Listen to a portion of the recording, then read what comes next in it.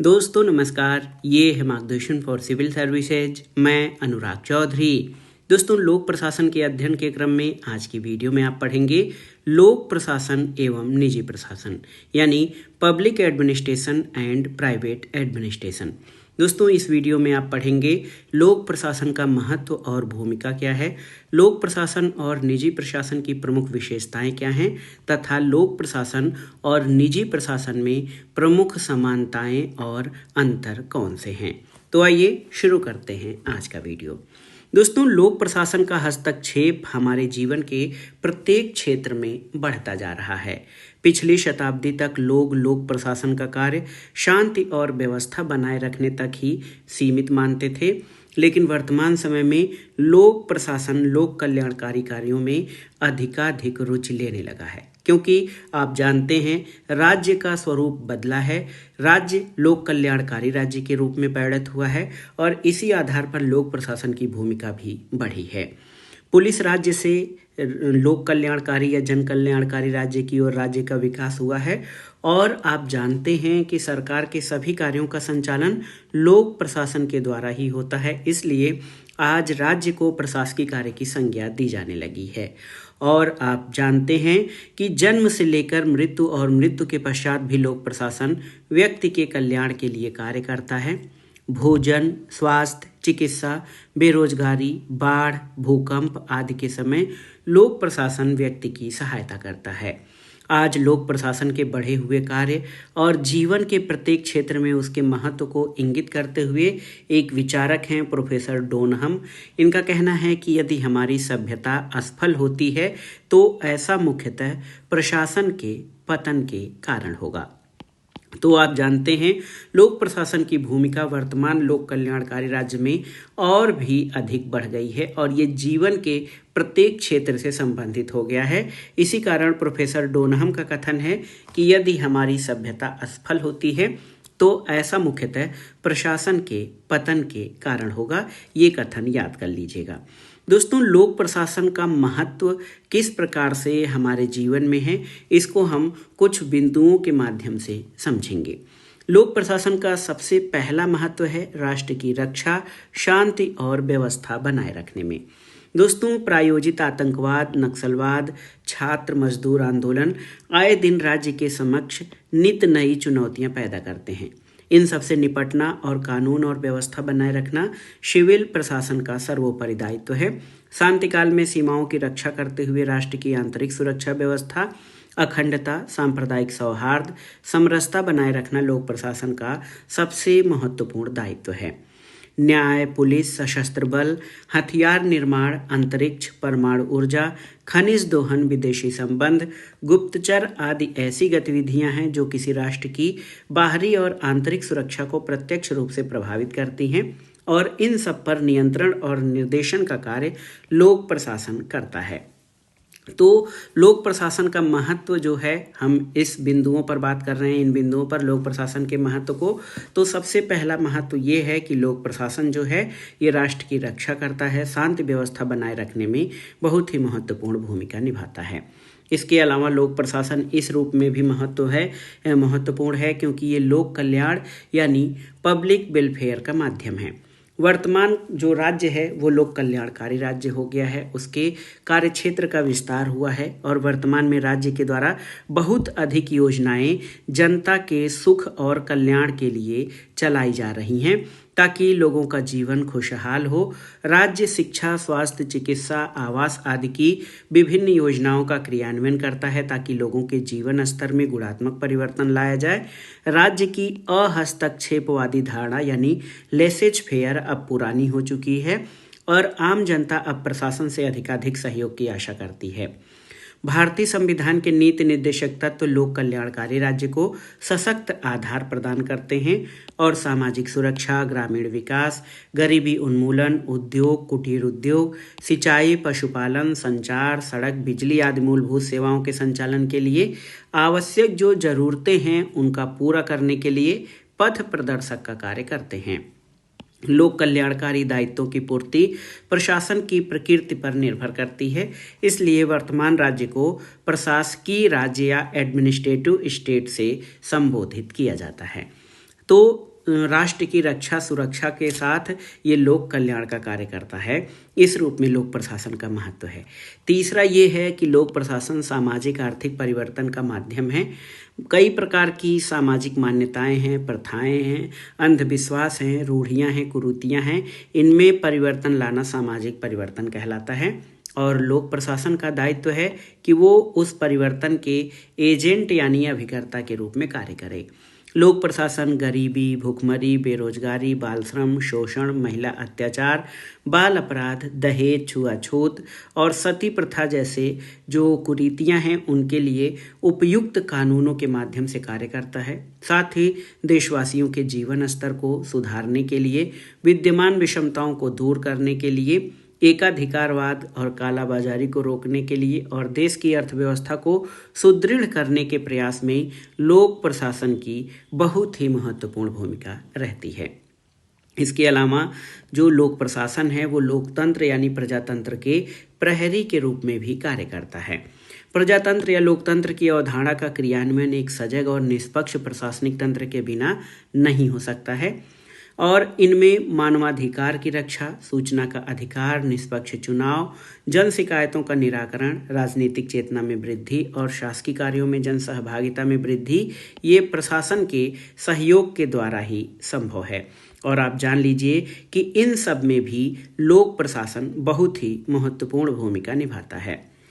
इसके अलावा लोक प्रशासन की भूमिका कला और संस्कृति के संरक्षण में भी है, क्योंकि संगीत, साहित्य, वास्तुकला, चित्रकला और लोक संस्कृति के संरक्षण और विकास का दायित्व राज्य पर है।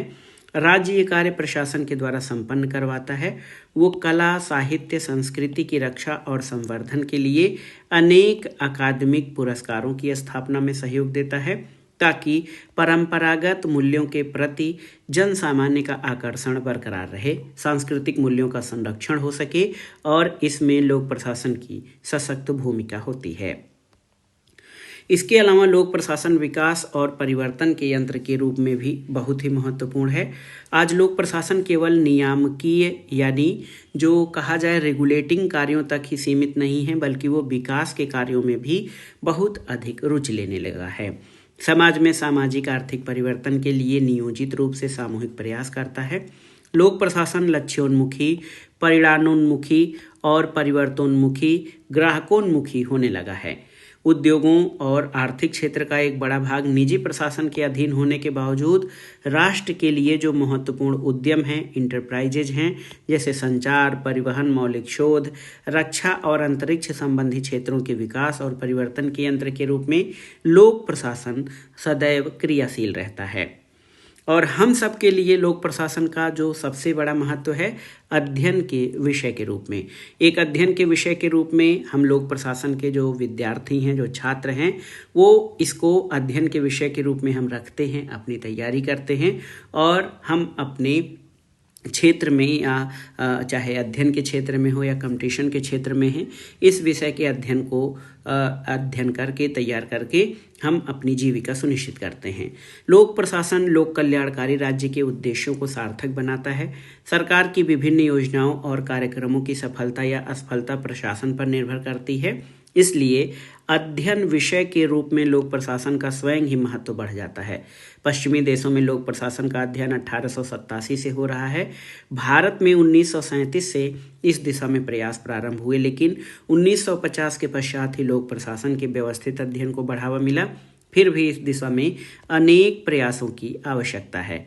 इसके अलावा लोक प्रशासन का महत्व प्रशासनिक उपकरण के रूप में भी है, क्योंकि लोक प्रशासन अध्ययन के विषय के रूप में नहीं बल्कि प्रशासनिक तंत्र या प्रशासनिक ढांचा जो है उसके लिए भी ये बहुत ही महत्वपूर्ण है।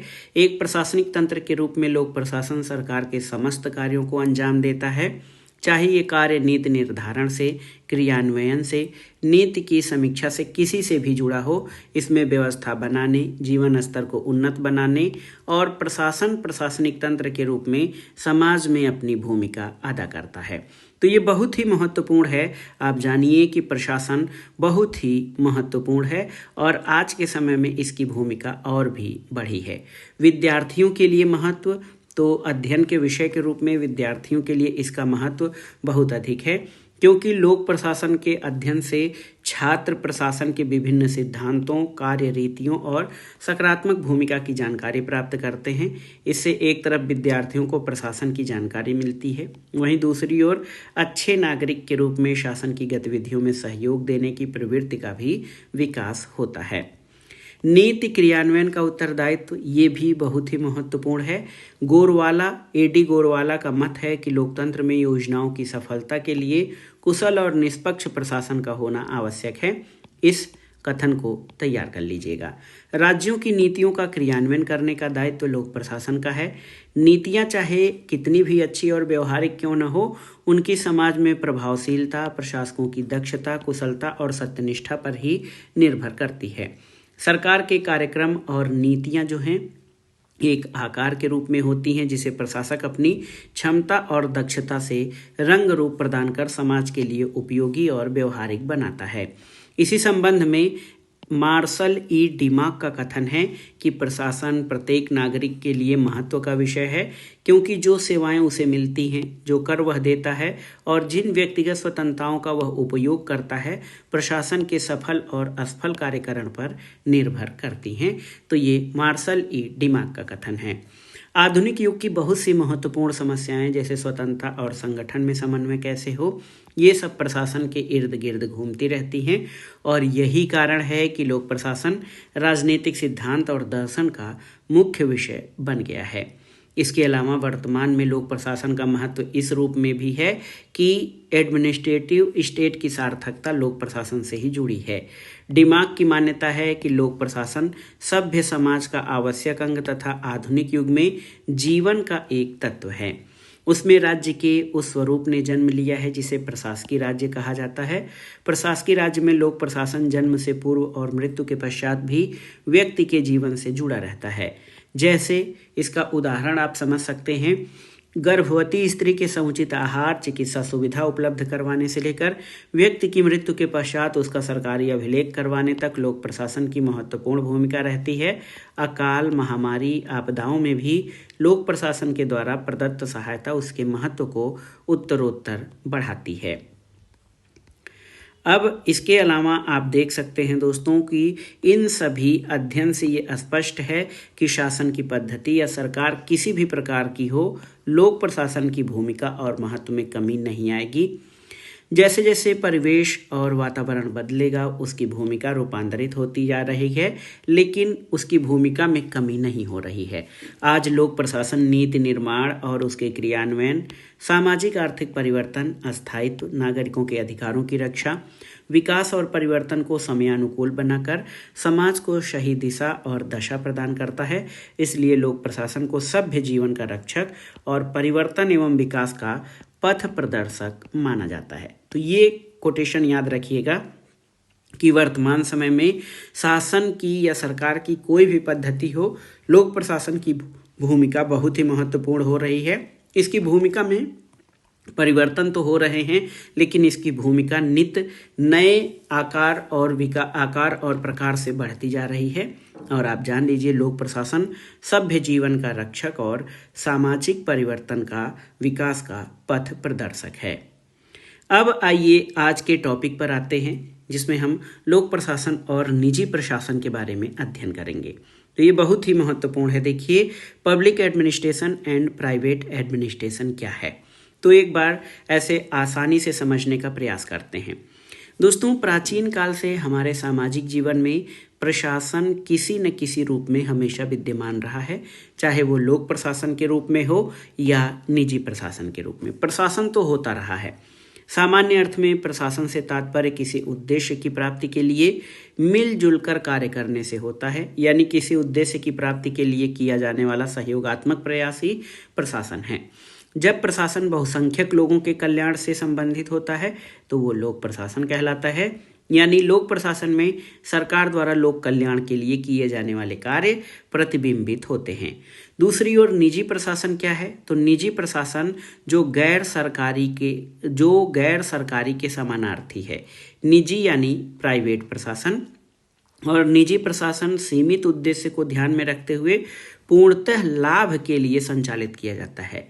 लोक प्रशासन और निजी प्रशासन दोनों में प्रशासन शब्द का प्रयोग ये सिद्ध करता है कि दोनों ही प्रशासन किसी उद्देश्य की प्राप्ति के लिए संगठित और प्रयत्नशील हैं। अब आइए लोक प्रशासन की विशेषताओं के बारे में जान लेते हैं, क्योंकि जब हम लोक प्रशासन और निजी प्रशासन पढ़ेंगे समझेंगे तो लोक प्रशासन और निजी प्रशासन को अलग अलग और उनकी विशेषताओं को जानना जरूरी है। तो लोक प्रशासन की विशेषताएं। दोस्तों, लोक प्रशासन सरकारी क्रियाकलापों का एक हिस्सा है। शासकीय नीति को क्रियान्वित करने के लिए लोक प्रशासन विभिन्न गतिविधियों, उद्देश्यों और कार्यक्रमों का सहारा लेता है। लोक प्रशासन की प्रमुख विशेषताएं आप समझ सकते हैं, आइए समझते हैं। लोक प्रशासन की पहली विशेषता ये है कि ये सरकारी प्रशासन है और सरकारी तंत्र का एक हिस्सा है। दूसरा, लोक प्रशासन का विशेष रूप से कानून के क्रियान्वयन से जुड़ा हुआ है और ये सरकार की तीनों शाखाओं और उनके पारस्परिक संबंधों का अध्ययन करता है। इसके अलावा अगर हम लोक प्रशासन की और जो विशेषताएं हैं, अगली विशेषताएं उनको समझेंगे तो आप देख सकते हैं कि लोक प्रशासन संवैधानिक और वैधानिक कानूनों के अंतर्गत कार्य करता है। लोक प्रशासन में पद सोपानिक व्यवस्था यानी हायरार्की व्यवस्था, आदेश की एकता यानी यूनिटी ऑफ कमांड जैसे सिद्धांतों का कठोरता से पालन किया जाता है। लोक प्रशासन में वित्तीय मामलों पर संसदीय नियंत्रण होता है और नीति निर्माण में महती भूमिका के कारण राजनीतिक प्रक्रिया का एक महत्वपूर्ण अंग है। लोक प्रशासन का अंतिम उद्देश्य जनता का कल्याण होता है। लोक प्रशासन पर राजनीतिक नेतृत्व का प्रत्यक्ष और परोक्ष नियंत्रण रहता है। बदलते समय में सेवा भावना मूल मंत्र की सिद्धि के लिए लोक प्रशासन निजी समुदायों और वर्गों से घनिष्ठ रूप से जुड़ा होता है और समयानुकूल लोक प्रशासन मानवीय विचारधारा से भी बहुत अधिक प्रभावित हुआ है और लोक प्रशासन वैश्वीकरण, उदारीकरण, निजीकरण के दौर में मानवीय विचारधारा के साथ साथ कार्यकुशलता और मितव्ययिता पर भी ध्यान दे रहा है। तो ये थी लोक प्रशासन की विशेषताएं। लोक प्रशासन मुख्य रूप से जन कल्याण और लोकहित की वृद्धि के लिए कार्य करता है। निजी प्रशासन की विशेषताएं क्या हैं? तो निजी प्रशासन व्यक्ति या व्यक्ति समूह द्वारा नियंत्रित, निर्देशित और संचालित प्रशासन है। इसका उद्देश्य लाभ अर्जित करना है। लोक प्रशासन का उद्देश्य जन कल्याण है, निजी प्रशासन का उद्देश्य लाभ अर्जित करना है। लोक प्रशासन आप जान लीजिए कि दायरा विस्तृत है, जबकि निजी प्रशासन इसका दायरा छोटा होता है या संकीर्ण होता है। इसकी विशेषताएं ये हैं कि निजी प्रशासन का प्रमुख और अंतिम उद्देश्य लाभ अर्जित करना है। निजी प्रशासन प्रायः छोटे और सरल प्रकृति के संगठनों द्वारा संचालित होते हैं। निजी प्रशासन वैधानिक संवैधानिक कानूनों के बजाय निजी नियमों से अधिक प्रभावित होता है। निजी प्रशासन में कार्यकुशलता, मितव्ययिता, लोचशीलता एवं समयानुरूप परिवर्तन की क्षमता अधिक होती है। इसका स्वरूप गैर राजनीतिक होता है और ये उपभोक्ताओं के प्रति अत्यधिक उत्तरदायी होता है और इस प्रकार के प्रशासन में गोपनीयता अधिक पाई जाती है। तो ये भी बहुत ही महत्वपूर्ण है। इसके अलावा निजी प्रशासन उपभोक्ताओं की रुचि, मांग और अपेक्षाओं के अनुरूप अपने उत्पादों में, गतिविधियों में परिवर्तन करता है। इस प्रकार के संगठन का अस्तित्व अस्थायी न होकर अस्थायी होता है और निजी प्रशासन में अधिक प्रतिस्पर्धा पाई जाती है। जनसंपर्क माध्यमों और साधनों का प्रयोग अधिक किया जाता है। तो लोक प्रशासन लोक कल्याण पर आधारित होता है, लोक कल्याण के उद्देश्य पर आधारित होता है। निजी प्रशासन निजी हित या लाभ की जो है धारणा पर आधारित होता है। अब आइए जानते हैं लोक प्रशासन और निजी प्रशासन में अंतर संबंध यानी inter relation between public administration and private administration. लोक प्रशासन और निजी प्रशासन के पारस्परिक संबंधों के बारे में कई विद्वानों में ये मतैक्य नहीं है। इस संबंध में दो विचारधाराएं या दो दृष्टिकोण प्रचलित हैं। एक वह धारणा जो दोनों में किसी प्रकार का भेद नहीं मानता और दूसरा लोक प्रशासन और निजी प्रशासन को अलग अलग मानता है। तो इसको हम इन टॉपिक्स के माध्यम से समझेंगे कि लोक प्रशासन और जो निजी प्रशासन है इनको एक मानने वाले जो विचारक हैं, यानी लोक प्रशासन और निजी प्रशासन में कौन कौन सी समानताएं हैं। कुछ विचारक हैं जैसे Henry Fayol, Mary Parker Follett, L Urwick. ये विद्वान लोक प्रशासन और निजी प्रशासन में अंतर नहीं मानते हैं। तो याद रखिएगा, Henry Fayol, Mary Parker Follett, L Urwick आदि विद्वान लोक प्रशासन और निजी प्रशासन में अंतर नहीं मानते हैं। इस मत के समर्थक विद्वान उन विषयों को अधिक महत्वपूर्ण मानते हैं जो लोक प्रशासन और निजी प्रशासन में समान हैं। हेनरी फेयोल के अनुसार, ये याद रखिएगा, हेनरी फेयोल के अनुसार अब हमारे समक्ष कई प्रशासनिक विज्ञान नहीं बल्कि एक ही है जिसे लोक प्रशासन और व्यक्तिगत प्रशासन में समान रूप से लागू किया जा सकता है। योजना बनाना, संगठन करना, आदेश देना, समन्वय और नियंत्रण करना, ये प्रक्रियाएं सभी जगह समान हैं। अतः मैंने प्रशासन के विस्तृत अर्थ में केवल सार्वजनिक सेवाओं को ही नहीं बल्कि अन्य उद्योगों को शामिल किया है। इसी तरह मेरी पार्कर फॉलेट और एल उर्विक का कहना है कि गंभीरतापूर्वक विचार करें तो ये सोचना कठिन होता है कि वह जीव रसायन बैंकर्स का है, एक शरीर क्रिया विज्ञान अध्यापकों का है या एक मनोचिकित्सा विज्ञान राजनीतिज्ञों का है। किसी विशेष प्रकार के संस्थान के उद्देश्य के अनुसार प्रबंधकीय अथवा प्रशासनिक अध्ययन का उपविभाजन करना अधिकतर विद्वानों की दृष्टि से गलत होगा। तो निश्चय रूप से कहा जा सकता है कि लोक प्रशासन और निजी प्रशासन में बहुत सी बातें समान हैं। तो लोक प्रशासन और निजी प्रशासन की समानताओं को दर्शाने वाली कई चीज़ें कैसे जो है समानताएं हैं। तो पहला तो उद्देश्य के लिए जो संगठन होता है उसमें समानता है। जिस उद्देश्य के लिए संगठन का निर्माण किया जाता है उसकी प्राप्ति के लिए दोनों प्रशासन यानी लोक प्रशासन और निजी प्रशासन प्रयास करते हैं। तो लोक प्रशासन और निजी प्रशासन में पहली समानता ये है कि ये एक निश्चित उद्देश्य के लिए संगठित होते हैं। दूसरा है प्रशासन की तकनीकें समान होती हैं। लोक प्रशासन और निजी प्रशासन दोनों में ही प्रशासन की समान तकनीकों का प्रयोग किया जाता है, जैसे फाइलों का रखरखाव, निस्तारण, आदेश प्रारूप, कार्य प्रक्रियाएं, आंकड़े उपलब्ध कराना, हिसाब किताब रखना, रिपोर्ट तैयार करना। इसके अलावा अकाउंटिंग, ऑडिट के लिए समान प्रक्रियाएं लोक प्रशासन निजी प्रशासन दोनों में प्रयुक्त की जाती हैं। अनुसंधान और नवीन तकनीकों का प्रयोग लोक प्रशासन और निजी प्रशासन दोनों में ही होता है और ज़रूरी भी है, क्योंकि जैसे जैसे उत्तरदायित्व तो बढ़ रहे हैं और विकास को देखते हुए दोनों ही प्रशासन नए नए सिद्धांतों, उपकरणों और विद्याओं का सहारा लेते हैं। चौथा है अधिकारियों के दायित्व। तो लोक प्रशासन जनता के प्रति उत्तरदायी होता है और निजी प्रशासन उपभोक्ताओं के प्रति, लेकिन दोनों ही प्रशासन के अधिकारियों का ये कर्तव्य और उत्तरदायित्व होता है कि वो अपने लक्ष्य प्राप्ति में संगठन के उपलब्ध संसाधनों का अधिकतम उपयोग करें। तो लोक प्रशासन और निजी प्रशासन में जो अधिकारी हैं उनके दायित्व भी कमोबेश एक तरह से होते हैं।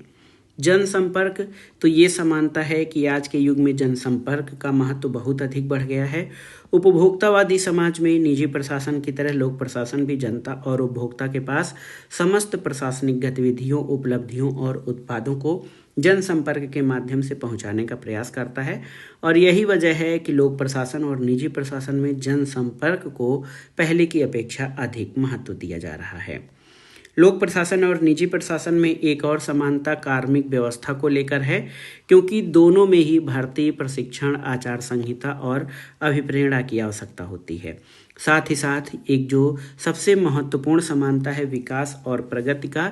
तो कोई भी प्रशासन तब तक सफल नहीं हो सकता जब तक कि वो विकासोन्मुख और प्रगतिशील न हो। चाहे लोक प्रशासन हो अथवा निजी प्रशासन, दोनों के लिए बदलती हुई परिस्थितियों में अनुकूलन की आवश्यकता होती है और विकास और प्रगति के बिना लोक प्रशासन अधिक जनोपयोगी नहीं हो सकता है और निजी प्रशासन अधिक लाभ प्राप्त नहीं कर सकता है।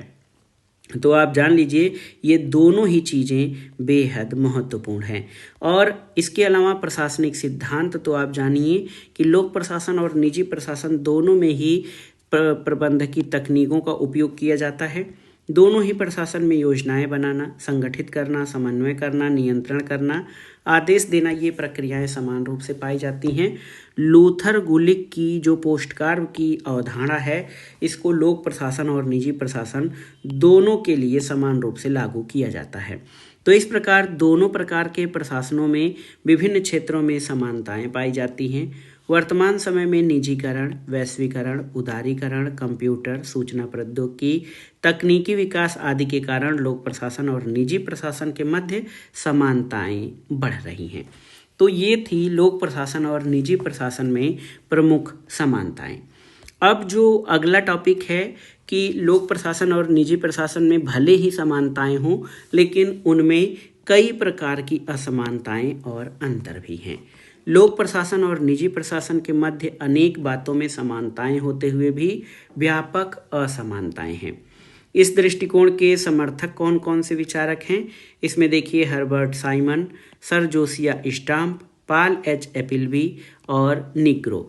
ये सभी विचारक मानते हैं कि लोक प्रशासन और निजी प्रशासन एक दूसरे से दोनों में काफ़ी असमानता और अंतर है। हर्बर्ट साइमन का कथन है कि जनसाधारण के मन में ये धारणा रहती है कि लोक प्रशासन की प्रकृति राजनीतिक और लाल फीताशाही की है, जबकि व्यक्तिगत प्रशासन गैर राजनीतिक होता है। ये हर्बर्ट साइमन का कथन है। इसके अलावा प्रोफेसर पॉल एच एपलबी ने 3 आधारों पर लोक प्रशासन और निजी प्रशासन में अंतर किया है।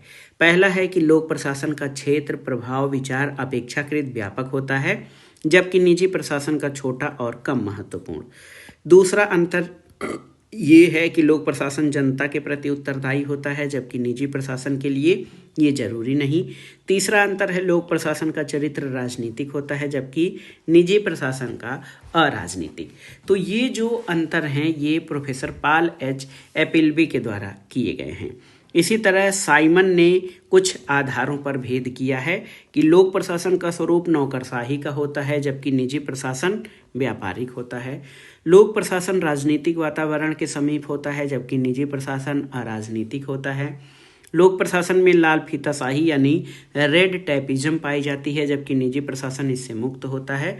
और सर जोसिया स्टम्प ने दोनों के मध्य 4 आधारों पर भेद किया है कि लोक प्रशासन और निजी प्रशासन में जो अंतर हैं वो 4 आधार पर हैं। पहला, लोक प्रशासन में एक रूपता पाई जाती है, निजी प्रशासन में विभिन्नता पाई जाती है।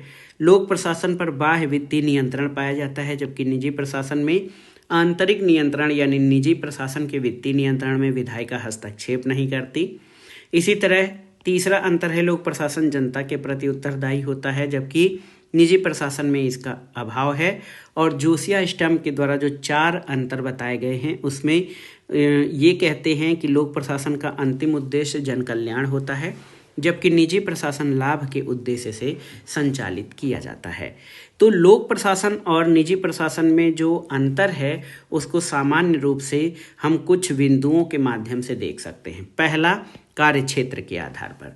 तो लोक प्रशासन का जो है ये सरकार का कार्यकारी अंग है, इसलिए इसके कार्यकरण का क्षेत्र और प्रभाव व्यापक होता है, जबकि निजी प्रशासन का क्षेत्र विधिक नियंत्रण का अभाव, वित्तीय संसाधनों की कमी के कारण सीमित होता है। तो लोक प्रशासन का कार्य क्षेत्र विस्तृत होता है, निजी प्रशासन का सीमित होता है। राजनीतिक स्वरूप के आधार पर अगर देखें तो लोक प्रशासन का प्रमुख कार्य शासन की नीतियों की क्रियान्विति है। वो शासन के प्रत्यक्ष और अप्रत्यक्ष नियंत्रण में कार्य करता है, इसलिए इसका स्वरूप राजनीतिक होता है, जबकि निजी प्रशासन का स्वरूप गैर राजनीतिक होता है। उद्देश्य के आधार पर देखें तो लोक प्रशासन का मूल लक्ष्य जन कल्याण करना है। लोक प्रशासन जन सेवा की भावना से प्रेरित होता है। इसका सदैव प्रयत्न रहता है कि जनोपयोगी सेवाओं का निरंतर विस्तार कर जन कल्याण को यथासंभव पूरा किया जाए, जबकि निजी प्रशासन का उद्देश्य अधिकाधिक लाभ कमाना है। जन उत्तरदायित्व, तो लोक प्रशासन का अंतिम रूप से अपने कार्यों के लिए जनता के प्रति उत्तरदायित्व होता है, जबकि निजी प्रशासन में ऐसा होना आवश्यक नहीं है। निजी प्रशासन उपभोक्ता यानी कंज्यूमर को ध्यान में रखकर कार्य करता है। इसके अलावा प्रशासन पर नियंत्रण, तो लोक प्रशासन पर संविधान, विधायिका, कार्यपालिका, न्यायपालिका और जनता द्वारा अनेक साधनों द्वारा नियंत्रण कर रखा जाता है, जबकि निजी प्रशासन पर इस प्रकार का कोई नियंत्रण नहीं होता है। ये भी हमें ध्यान रखना चाहिए। इसके अलावा आप देख सकते हैं कि संगठनात्मक प्रकृति के अंतर पर या आधार पर, तो लोक प्रशासन द्वारा गंभीर प्रकृति के कार्यों का संचालन किया जाता है, इसलिए उसके संगठनों का आकार विस्तृत होता है और जटिल प्रकृति का होता है, जबकि निजी प्रशासन तुलनात्मक रूप से छोटे और सरल होते हैं। एकाधिकारिक क्षेत्र, तो कुछ कार्य ऐसे होते हैं जिनके संचालन और नियंत्रण का एकाधिकार लोक प्रशासन को होता है, और निजी प्रशासन को इन क्षेत्रों में प्रवेश की अनुमति नहीं होती, जैसे रक्षा और अंतरिक्ष संबंधी कार्य। कठोर पद सोपानिक व्यवस्था। तो लोक प्रशासन में आप जानते हैं कि राजनीतिक और आधिकारिक नियंत्रण होता है, इसलिए निम्न कर्मचारियों और अधिकारियों को अपने से उच्च अधिकारियों के नियंत्रण और निर्देशन में कार्य करना पड़ता है, जबकि निजी प्रशासन पर इस प्रकार का कठोर पद सोपानिक नियंत्रण और निर्देशन नहीं होता है। गोपनीयता। तो लोक प्रशासन शीशे के मकान में रहता है। लोक प्रशासन के सभी क्रियाकलाप गतिविधियों के बारे में आम जनता को जानने का अधिकार है। फिर भी कुछ राष्ट्रीय सुरक्षा के नाम पर गोपनीय रखे जाने वाले कार्य भी हैं, लेकिन निजी प्रशासन के अधिकांश कार्य गोपनीय होते हैं। श्रेष्ठ नियोक्ता, ये देखिए बहुत ही महत्वपूर्ण है। राज्य की श्रेष्ठ नियोक्ता की अवधारणा के अंतर्गत लोक सेवक निजी कार्मिकों की अपेक्षा अच्छा वेतन, उन्नत सेवा शर्तें, प्रतिष्ठित सामाजिक मान्यता और अच्छी कार्य की दशाएं पाते हैं। वित्तीय नियंत्रण में देखा जाए तो लोक प्रशासन पर बाह्य वित्तीय नियंत्रण पाया जाता है। वित्त पर संसदीय नियंत्रण होता है और बिना सदन की अनुमति के लोक प्रशासन आय व्यय नहीं कर सकता, क्योंकि जनता के धन पर जनता का परोक्ष नियंत्रण रहता है, जबकि निजी प्रशासन पर इस प्रकार का कोई संसदीय नियंत्रण नहीं रहता। केवल आंतरिक वित्तीय नियंत्रण होता है, जो संचालक, नियंत्रक, स्वामित्वधारी के पूर्णतया नियंत्रण में होता है। राष्ट्र निर्माण में योगदान। लोक प्रशासन का अंतिम उद्देश्य जनता का हित है, इसलिए लोक प्रशासन विभिन्न क्षेत्रों में गतिविधियों से राष्ट्र निर्माण में सर्वोच्च योगदान करता है। फिर भी निजी प्रशासन ऐसा कार्य करता है, लेकिन सीमित और मर्यादित क्षेत्र तक। नौकरशाही। तो लोक प्रशासन में नौकरशाही के कई प्रकार के दोष परिलक्षित होते हैं। आप जान लीजिए कि नौकरशाही के विभिन्न दोष जैसे लाल फीताशाही, कठोरता और कार्य करने में अत्यधिक औपचारिकताएं, कार्य में विलंब, ये सभी पाए जाते हैं, जबकि निजी प्रशासन कुशल, स्वतंत्र और लचीलापन लिए हुए होता है, इसलिए कार्य तेजी से होते हैं। इसके अलावा अगला जो अंतर है वो व्यवहार में असमानता है। तो निजी प्रशासन में व्यवहार की असमानता पाई जाती है। निजी प्रशासन सभी लोगों के साथ एक समान व्यवहार नहीं करता, जबकि लोक प्रशासन में सभी लोगों के साथ समान व्यवहार किया जाता है। सरकारी प्रशासन में असमान व्यवहार जनता में आक्रोश और असंतोष को बढ़ावा दे सकता है, जबकि निजी प्रशासन में असमान व्यवहार प्रायः स्वीकृत और मान्य मान लिया जाता है। कार्यकुशलता। तो लोक प्रशासन में निजी प्रशासन की अपेक्षा कार्यकुशलता कम पाई जाती है।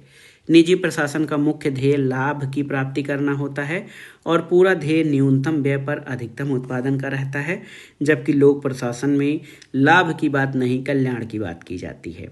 इसके अलावा कानूनों और नियमों से बंधा होना।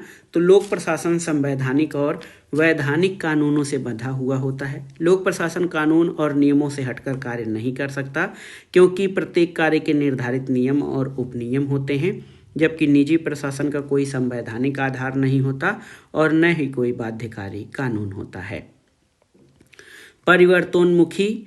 तो परिवर्तनोन्मुखी निजी प्रशासन दिन प्रतिदिन स्पर्धा का सामना करता है, इसलिए परिवर्तित परिस्थितियों के अनुरूप संगठन, संरचना, कार्यक्रम, उद्देश्य और गतिविधियों में आवश्यक परिवर्तन कर समय के अनुरूप क्रियाशील रहता है, जबकि लोक प्रशासन समय के अनुरूप परिवर्तन न केवल धीरे धीरे होता है, बल्कि इसमें विलंब भी होता है। सेवाओं के अस्थायित्व में अंतर। लोक प्रशासन में कार्यरत पदाधिकारी और कर्मचारी के पद अस्थायी होते हैं और बिना उचित प्रक्रिया के, बिना अभियोग चलाए और बिना अपना पक्ष रखने का अवसर दिए बिना अधिकारियों और कर्मचारियों की उनकी सेवा से मुक्त नहीं किया जा सकता, जबकि निजी प्रशासन में पद अस्थायी होते हैं। मालिक की इच्छा अनुसार ही कार्मिक अपने पद पर बना रहता है और उसकी इच्छा से पद मुक्त किया जा सकता है। राजसत्ता के आधार पर। तो लोक प्रशासन को अपने कार्यों को पूर्ण करने के लिए संविधान, सेना, पुलिस, न्यायालय आदि विधिक सत्ता द्वारा आवश्यक सहयोग प्रदान किया जाता है, जबकि निजी प्रशासन को अपने कार्यों के लिए इस प्रकार की कोई सुविधा, आप देख सकते हैं, कोई सुविधा नहीं दी जाती है। वो केवल कुशलता और व्यवहारशीलता से समाज में अपने कार्यों को अंजाम देता है। जनसंपर्क। तो लोक प्रशासन में जनसंपर्क को उतना अधिक महत्व नहीं दिया जाता जितना कि निजी प्रशासन में। लोक प्रशासन का मुख्य ध्येय लोक कल्याण है, न कि जनसंपर्क, और इसी मान्यता के आधार पर लोक प्रशासन में जनसंपर्क इतना महत्वपूर्ण नहीं होता है, जितना कि निजी लाभ के लिए निजी प्रशासन में। लेकिन वर्तमान में सरकार की जो सेवाभावी नीति है उसके लिए जनसंपर्क को भी बढ़ावा दिया जा रहा है। आचार संहिता का पालन, तो निजी प्रशासन और लोक प्रशासन के मध्य आचार संहिता यानी जो कोड ऑफ कंडक्ट है उसको लागू करने का अंतर पाया जाता है। लोक प्रशासन में आचार संहिता कठोरतापूर्वक लागू और क्रियान्वित किया जाता है। नैतिकता और मूल्यों का स्तर बनाए रखना अनिवार्य होता है, जबकि निजी प्रशासन नैतिकता और मूल्यों के बंधन से मुक्त रहता है। जैसे जिस प्रकार के विज्ञापन निजी प्रशासन द्वारा दिए जाते हैं वैसे लोक प्रशासन द्वारा नहीं दिए जा सकते। इसके अतिरिक्त संविधान का प्रभाव, सेवा भावना, परिवर्तित परिस्थितियों में अनुकूलन की स्थिति आदि के आधार पर लोक प्रशासन और निजी प्रशासन में विभेद किया जा सकता है। तो हमने 21 पॉइंट के आधार पर लोक प्रशासन और निजी प्रशासन में अंतर किया। आप इनमें से कोई भी 10-12 पॉइंट आप लिख सकते हैं। अब आइए निष्कर्ष पर आते हैं। लोक प्रशासन और निजी प्रशासन में इन आधारों पर असमानताएं देखी जा सकती हैं। दोनों प्रशासनों के मध्य अंतर केवल मात्रात्मक है, गुणात्मक और प्रकारात्मक नहीं। दोनों की सत्ता एक ही है, दोनों एक ही सिक्के के दो पहलू हैं, दोनों को अलग नहीं किया जा सकता। कई बातें दोनों प्रशासनों में समान दिखाई देती हैं।